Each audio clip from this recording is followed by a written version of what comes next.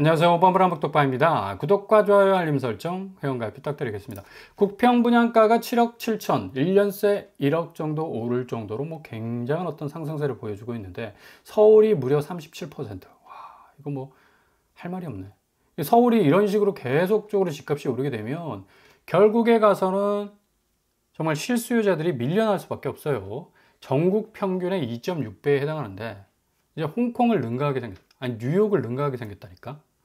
국민평형 아파트 평균 분양가 그래프 한번 보세요. 이건 스페이스X 로켓이지 그냥 천장 뚫고 지구 궤도를 벗어날 가능성 높습니다. 36.8%, 17억 6,735만 원. 그러니 어떻게 서울에서 내 집 마련 가능할 수 있겠습니까? 부산은 마이너스 9.8%, 울산 마이너스 11.2%, 지방은 좀 나락으로 가고 있고 경기권도 살짝 서울 따라서 오르는 추세로 지금 가고 있는데 이제 더 이상 국민평형이라 부르면 안 된다. 17억 하는 아파트를 누가 아니 국민이라는 워딩을 쓰면 안 되지. 이건 현금 부자 평형이라고 봐야 되나? 그 정도로 참 기가 막힌 게 지금 서울 집값입니다. 야, 이거 어찌 보면 이게 내 집 마련에 대한 어떤 기대가 정말 쑥으로들 수밖에 없는 거고, 최근 1년간 전국에서 또 공급된 전용 84제곱 아파트 평균 분양가는 7억 7천으로 제가 초반에 말씀드린 대로 집계가 됐고요. 이것도 서울 36% 오른 것과 마찬가지로 절반 정도 14.0% 오른 가격. 그러니까 지방이라고 해서 또 만만히 봐서는 또 안 된다. 지방 신축 분양가 한번 보시면 까무러칩니다. 7, 8억 하는 데가 수두룩 빽빽해요. 그 정도로 열대우림을 이루고 있는데 이와 발맞춰서 지금 구축시장도 마포구, 성동구 아파트 실거래가가 계속적으로 지금 오른 추세로 가고 있어요. 그러나 이게 단기적 어떤 기대감에 근거한 이 움직임으로 보이는 거지, 장기적으로 볼 때는 집값은 어느 정도 잡힐 가능성이 높고 안정적 궤적으로 갈 가능성이 높다. 왜냐? 확고한 새 정부의 공급 의지가 숨어 있기 때문에. 그만큼 이게 구체화되기 시작한다면 지금 사줄 사람들이 이게 당최 지금 가격이 만만치를 않으니까 손을 낼 엄두가 안 나는 거라. 그러니까 결국에 가서는 이 공공정책에 의해서 비롯되는 이 물량들이 좀 쏟아져 나와야지 어느 정도 민간 분양과의 격차가 좀 줄어들 수가 있는데요. 마포구 같은 경우는 확실히 한 달 전 분위기하고 다르지. 그죠? 이 떨어지는 파이가 확 줄었습니다. 그리고 성동구 역시도 마찬가지야. 성동구도 4억, 5억 떨어졌을 때가 많았었는데 조금씩 낙폭이 좀 줄어가고 있는 이유. 당연히 7월 1일 날 총부채 원리금 상환 비율 DSR 3단계 시행하고 금리 인하 움직임 보인다. 그래서 마포구, 성동구를 강남 쪽으로 직진해서 말머리를 돌릴 수가 없으니까 이거 어떻게 될지 모르니까 불안한 거야. 그래서 풍선 효과식으로 마포구, 성동구를 대체 지역으로 선택을 하고 있기 때문에 마포구, 성동구가 집값이 좀 들썩거리는 분위기를 보여주고 있습니다. 그 외에 비강남권 같은 경우는 그래도 보합세를 지금 보이고 있습니다. 그러니까 정부에서 뭔가 부동산 정책에 뚜렷한 정책이 쏟아져 나오기 시작하면 확실히 집값은 그 말고비를 잡고 있을 만큼 확실한 속도 조절에 들어갈 것으로 예상이 되고요. 자, 이렇게 되면 과연 우리가 고점 집값 물고 설거지 당할 이유가 없으니까 늘 분상제 아파트 노리셔야 된다고 그랬죠. 분상제 아파트도 이번에 오산세교 아테라 분양한 거 보세요. 너무 외곽이야. 경기 외곽이야. 그리고 인프라 시설 좀 부족해. 그리고 주변 시세하고 좀 차이도 없네, 분상제가. 그러니까 완전히 사람들 다 손 털어버리는 거지. 근데 서울하고 가까워. 분양가도 좀 괜찮은 것 같아. 그리고 교통 호재가 좀 끼어 있어서 서울 접근성이 더 좋아져. 이런 곳은 사람들이 몰릴 수밖에 없겠죠. 바로 인천 검단지구 A24블록 중흥 S클래스가 입주자 모집 공고를 내게 됩니다. 이제 이미 기관 추천 공고는 나왔어요. 총 12개 동 1010세대. 물량이 굉장하죠. 1000세대가 넘어가고 기관 추천에서 나온 평형별 타입을 보면 84AB, 112A, 114A로 구성이 되어 있습니다. 알차게 좀 구성이 되어 있어요. 기간 추천이 이제 공고가 이미 나왔기 때문에 당초 입주자 모집 공고를 5월 27일로 못 박았었는데 이게 한 달 연기가 딜레이가 됐어요. 그래서 이번 달에 공고를 내게 되고 특별 공급 그리고 계약일 이런 모든 일정들은 그래서 다시 재조정될 가능성이 높겠고, 여기 좀 특별히 우리가 주목해야 될 이유는 여기 인천 지하철 1호선이 6월 28일 날 개통이 된다. 이거 굉장한 소식이거든요. 사람들이 관심이 없어서 잘 몰라. 다다음 주에 개통이 되는데 이 검단 호수공원역이 중흥 S클래스 앞에 생겨요. 그래서 빠른 걸음으로 가면 한 1분? 뛰어가면 30초? 그 정도 걸릴까? 사람마다 좀 다르겠지. 근데 한 6월 28일 날 검단 호수공원역이 개통을 하게 되면 기존 계양까지 가는 데는 한 30분 걸렸어. 뭐 20분 걸린다고 하는데 실질적인 체감적인 어떤 거리감은 30분 걸렸습니다. 계양역이 왜 중요한가? 계양역을 거쳐야지 공항철도 타고 김포로 들어가서 서울로 접근이 가능하거든. 근데 계양역까지 가는데 30분 걸리니까 서울 접근성이 얼마 떨어져. 서울에 직장 갖고 있는 사람들, 검단 사는 사람들은 너무 불편한 거야, 이건. 뭐 아침 시간 2시간 뭐 훌라당 날아가 버리는데. 근데 검단 호수공원역이 개통이 6월 28일 되면 계양까지 8분밖에 안 걸린다. 그러니까 10분 내에 공항철도를 잡아 탈 수 있는 그런 어떤 교통 환경을 가질 수 있다는 얘기죠. 그래서 여기 집중하셔야 된다는 얘기예요. 여기 또 주변 인프라가 굉장히 좋아. 그러니까 오산 세교랑 틀리다니까, 검단 이쪽은. 그래도 좀 확충돼야 될 게 많긴 하지만 업무지구 예정돼 있죠. 상업지구 예정돼 있어. 커넬 컴플렉스 투어. 그러니까 지도를 보면 좀 빨간색으로 돼 있잖아. 이런 것들은 쓰레빠 신고 가서 쇼핑할 수 있고 먹을 수 있고 놀 수 있고 마실 수 있는. 그러니까 뭐 이게 다 원스톱으로 다 되는 거니까. 또 숲새도 있고 중앙호수공원도 끼고 있고 인천 지하철 1호선 연장이 돼버리면 뭐 계양역까지는 뭐 8분밖에 안 걸리니까 서울 접근성이 엄청나게 좋아지죠. 그리고 이렇게 되면 계양역에서 김포 국제공항까지 공항철도로 갈아타게 되면 9분밖에 안 가요. 그래서 5분에서 10분 사이. 그러니까 서울 직주 근접이 획기적으로 이제 개선이 될 수가 있다는 얘기죠. 서울 생활권이라고 말해도 과언이 아니에요. 이 정도 되면. 그래서 여기 뭐 검단 호수공원역 끼고 있고, 그 다음에 초중고등학교 가까워요.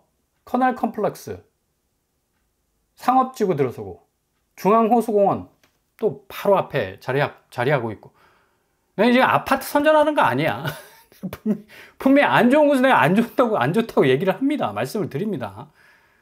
잘 생각을 해보시라. 이거 분상제가 적용이 되기 때문에 가격도 굉장히 합리적으로 나올 것 같고, 뭔가 좀 꼬로만 그 입지나 좀 불편한 생활시설이 있으면 딱 집어내가지고 말씀을 드려야 되는데, 뭐 그런 게 별로 없는 것 같아. 일단 뭐 예정이라는 거. 일단 6월 28일은 개통되는 건 확실하고, 상업시설은 지금 보완이 돼야 된다는 거. 그거는 좀 염두를 해 두시고, 84가 최근에 분양한 아파트들 보면 뭐 5억 3천에서 5억 8천 정도 나옵니다. 5억대라고 보시면 돼요.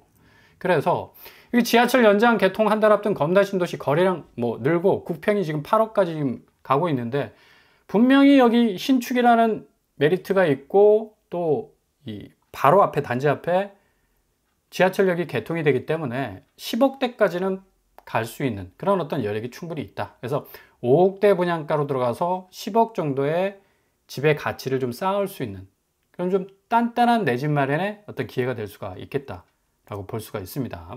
그 정도로 뭐 상당히 좀 이점이 있는 그런 분양단지라 말씀을 드릴 수가 있습니다. 그래서 초반에 말씀드린 정말 서울 분양가 뭐 17억하고 뭐 19억, 지금 뭐 강남 뭐 분양가를 다 그냥 서울 전역에 적용하는 듯이 지금 이 가격 자체가 지금 널뛰기를 하고 있는데, 검단 같은 경우는 거의 서울 생활권이잖아요. 이 정도면. 그죠?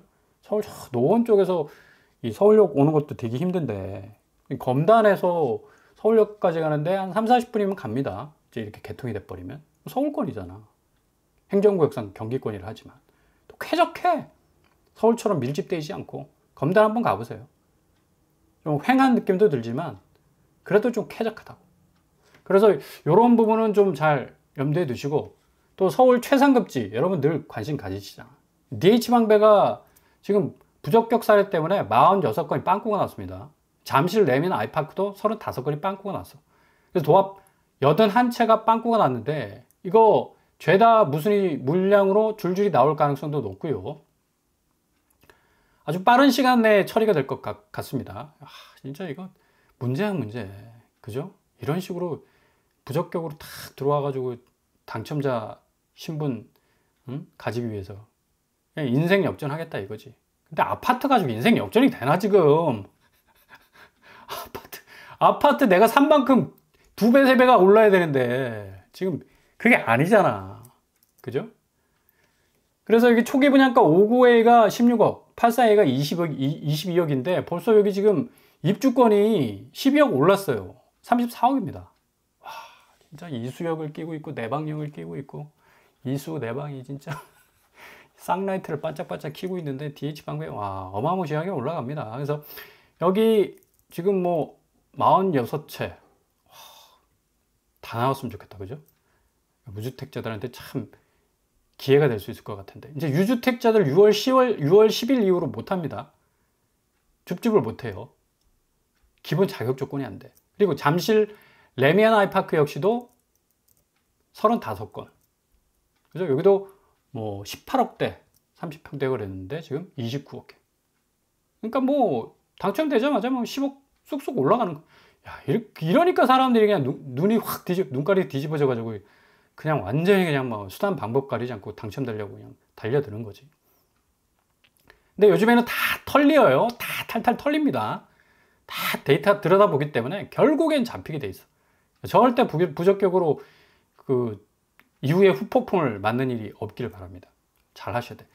자, 이러다 보니까 지금 부동산 시장이 금리가 지금 과도하게 한국은행에서 경기 부양을 낮추게 되면 계속적으로 지금 부동산이 지금 들썩들썩 거리고 있는데 부동산 가격 올라갈 수도 있고요. 환율도 덩달아 올라갈 수도 있어요. 그래서 한국은행의 고민이 커질 수밖에 없겠고 실물 경기 회복보다 이 자산 가치 한국 부동산 시장은 좀 왜곡됐잖아. 가격이 너무 거품이 끼어 있기 때문에 그러니까 실물 경기 회복보다 왜곡된 가치 체계가 더 높아버리면 이거 거품이기 때문에 큰일 날 가능성이 높아요.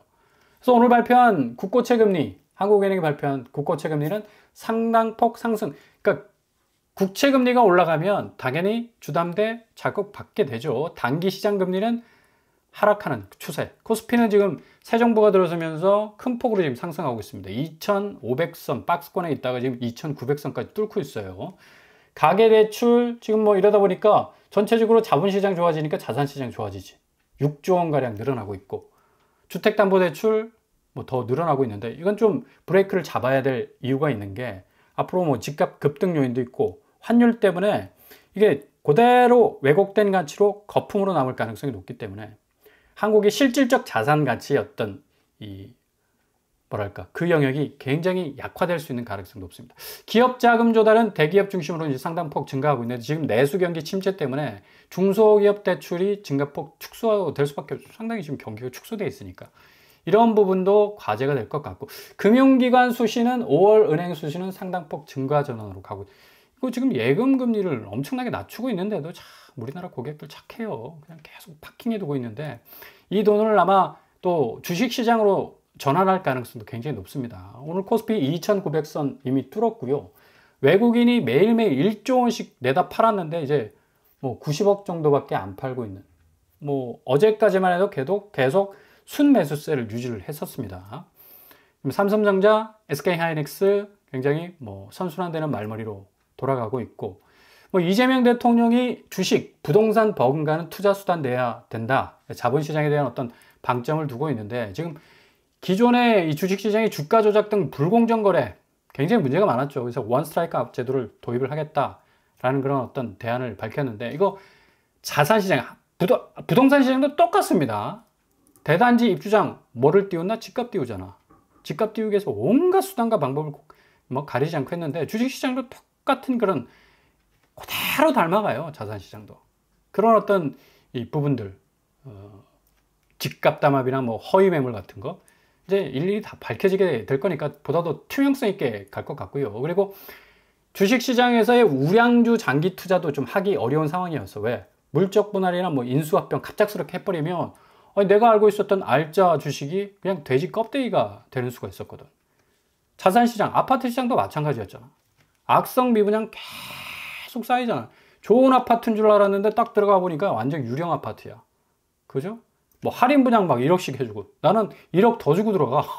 입에 거품 물게 되죠. 줄도산할 수밖에 없고 건설사들이. 똑같잖아 지금 주식시장하고. 지금 LHB만 137조 원 미분양 증가하고요. 그리고 주식시장에서 지배주주들 뭐 경영권 남용 이런 거 좀 컨트롤하는 것, 상법 개정이 여기 다 포함되어 있는데 뭐 지금 이 부동산 시장도 마찬가지잖아요. 지금 건설사의 횡포들이 얼마나 심했으면 재건축 추가 분담금 뭐 폭탄이라고 그러잖아요. 폭탄. 그죠? 입주 닥쳤는데 뭐 아파트 열쇠도 못 받아서 뭐 전전긍긍 하고 추가 분담금 148억 원.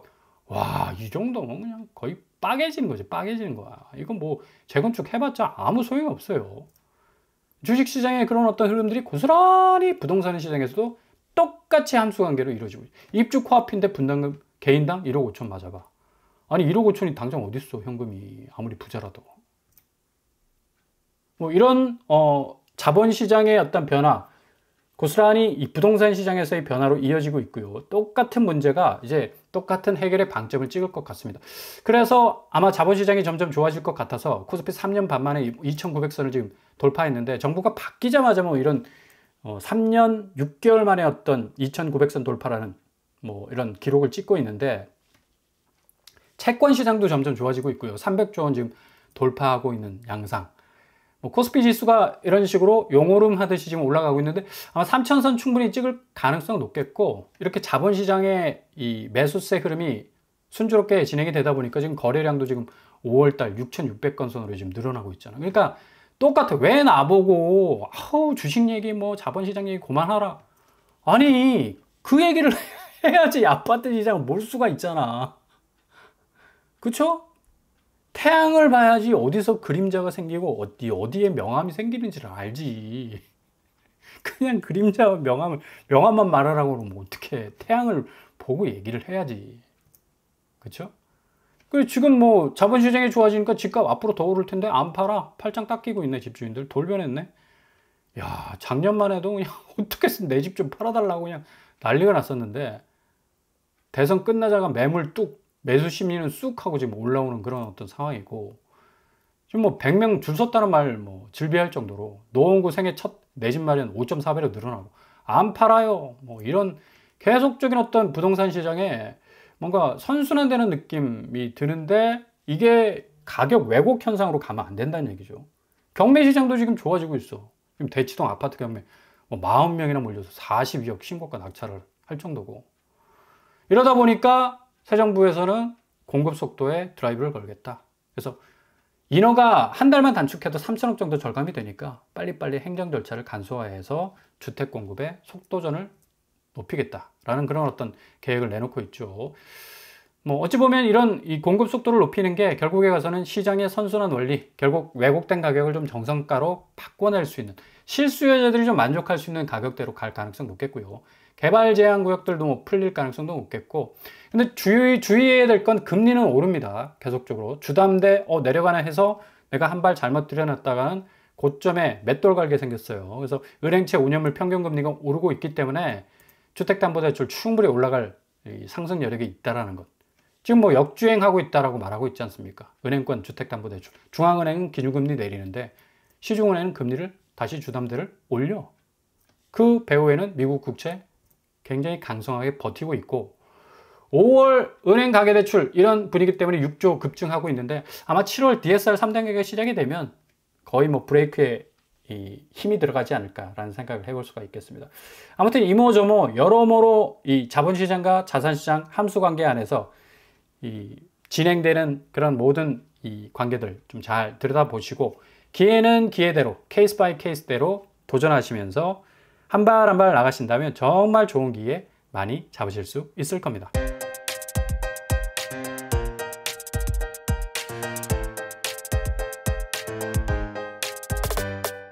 오늘의 부동산 캐릭터처, 역시 지금 미국 변수도 굉장히 크고요. 특히 주의할 것은 이 금리 부분. 국채 금리가 계속적으로 오르고 있기 때문에 무리해서 내 소득 범위 밖의 대출을 받게 된다면 굉장한 어려움을 당할 수도 있습니다. 정부에서 새롭게 또 이 공급망을 틀 가능성이 높기 때문에 무주택자에게는 좋은 기회 많이 돌아올 겁니다. 그래서 조금만 기다리시면서 또 틈새 우회로를 노리신다면 정말 골든타임 분명하게 잡으실 수 있을 겁니다. 오늘도 응원합니다. 항상 여러분의 길이 꽃길만 되실 수 있기를 바랍니다. 이상으로 뻔뻔한 목적방을 마치겠습니다. 구독과 좋아요 부탁드립니다. 감사합니다.